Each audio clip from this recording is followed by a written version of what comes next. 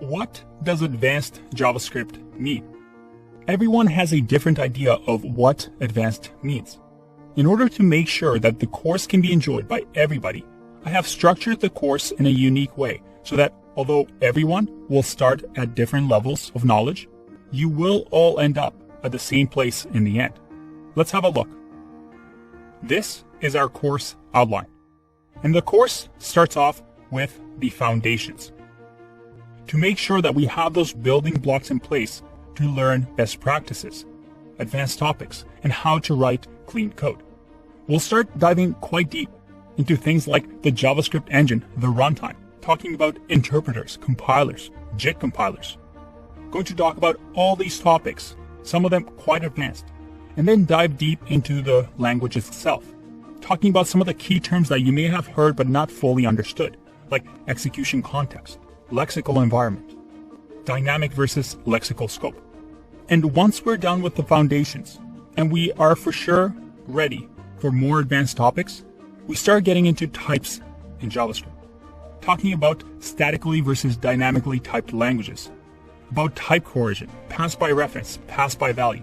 And then we're going to talk about something really important, the two pillars, something that really makes JavaScript powerful.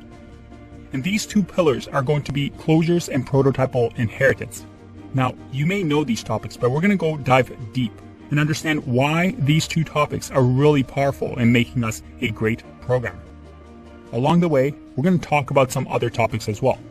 But all of this is for us to be set up to talk about the programming paradigms. This is where it gets fun.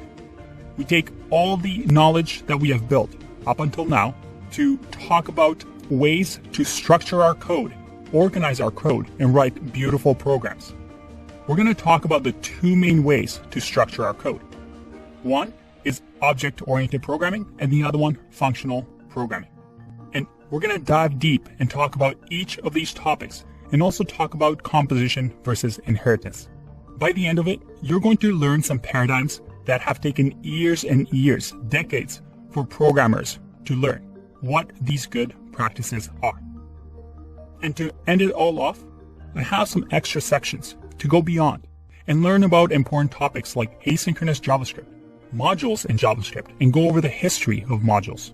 And also a topic that often gets forgotten about, error handling and how to properly do it.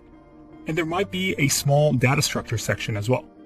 In the end, all of this is a path for you to become a top 10% JavaScript developer. The idea is that we're starting off with building our pyramid with the fundamentals and going up that pyramid each step of the way. If on one of the videos you find the topic too hard or too advanced, I have included an appendix section which teaches you the basic JavaScript topics for a beginner. This way, no matter what your level, you have a way to learn from each of the videos and reference an easier video in the appendix if you need more explanation.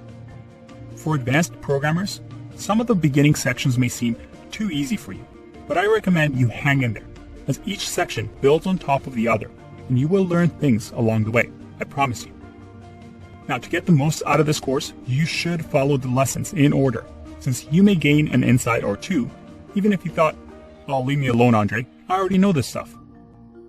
Okay, now that you have an idea of the outline, let's talk about what it means to succeed in this course. Anytime you feel like you're just watching a video and aren't understanding a topic, stop what you are doing, take a break, and come back to a problem. You won't be able to finish this course in 1 week. If you do it properly, it will take you about a month to finish everything. So take your time. This isn't a sprint, it's a marathon. Finally, try to complete the full course instead of just parts of it.